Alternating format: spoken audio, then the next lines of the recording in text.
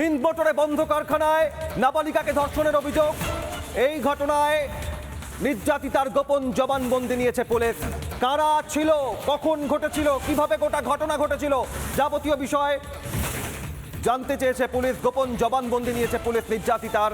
আর এই বিষয় নিয়ে আরো বিস্তারিত জানবো, সরাসরি সহকর্মী সৈকতের কাছে যাবো। সৈকত সকাল থেকে রয়েছে। সৈকত, এখনো পর্যন্ত নির্যাতিতার জবানবন্দি, আরো একজন জালে, সব মিলিয়ে সর্বশেষ আর কি কি খবর তোমার কাছে?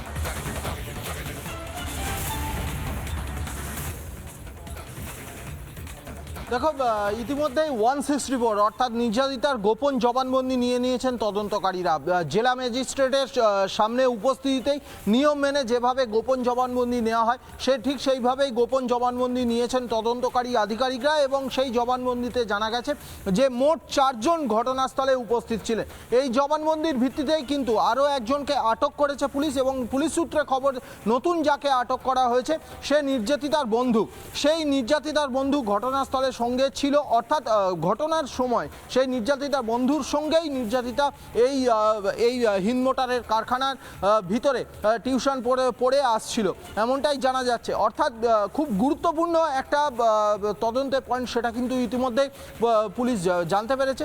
অন্যদিকে আরও 2 জনকে আটক করেছিল, কিন্তু নির্যাতিতা তাদেরকে সম্বন্ধে বলেছে যে তারা ঘটনাস্থলে উপস্থিত ছিল না। অর্থাৎ এখনো পর্যন্ত এই ঘটনায় একজন অ্যারেস্ট, দীপঙ্কর অধিকারী, সে অ্যারেস্ট, এবং আরও একজনকে আটক করেছে তদন্তকারীরা। ইতিমধ্যে আমার সহকর্মী সুজিত যা বলছিলেন, চন্দননগর পুলিশ কমিশনারেটের উচ্চপদস্থ আধিকারিকরা তারা থানায় পৌঁছেছেন, তারা ঘটনাস্থল ভিজিট করতে পারেন এবং সম্ভবত এই ঘটনার তদন্তভার চন্দননগরে গোয়েন্দা দপ্তর নিতে চলেছে, এমনটা জানা যাচ্ছে পুলিশ সূত্রে।